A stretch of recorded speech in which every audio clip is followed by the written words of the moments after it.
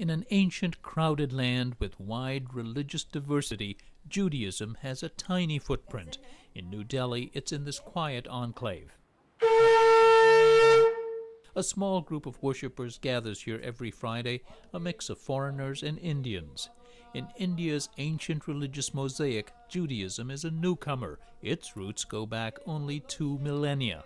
Bene Israel, the oldest Jewish community, landed. They were shipwrecked, and they came to India about 2,000 years ago.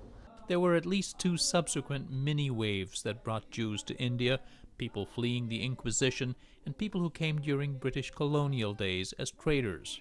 There were perhaps 30,000 Jews across the country at one time, but many moved to Israel after its formation in 1948. Now we have only 5,000 Jews all over India, and in Delhi we have just 5-6 Indian Jewish families. We are like a drop in the ocean. Ezekiel Malakar is the keeper of Delhi's tiny synagogue, built in 1956 on land donated by the Indian government. A lawyer and retired civil servant, he's not an ordained rabbi, but for 3 decades Malakar has volunteered to lead this congregation, reconciling its ancient rituals and traditions with the practical modern reality. So in order to read this portion from the Torah, you require a quorum of 10 men, what we call in Hebrew minyan. So here, you know that we take into consideration the presence of women also. Some people don't like it, especially those who are very orthodox when they come to the synagogue. But I said that we are such a small community. If I have these practices, then I'll not be able to even conduct the services in the synagogue.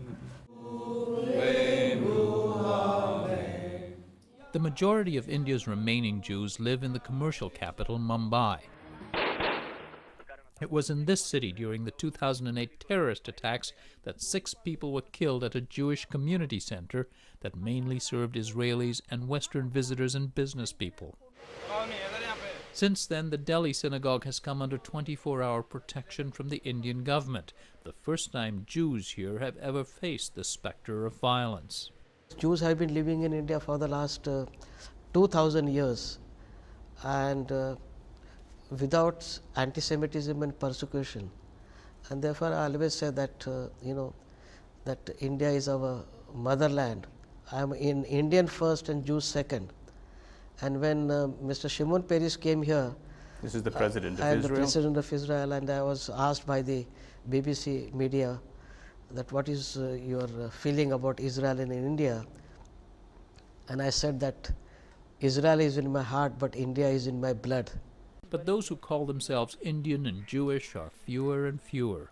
One of Malakar's sad tasks is to tend the cemetery, whose census now exceeds the congregation in the synagogue next door. This is the last place where we go to the divine abode.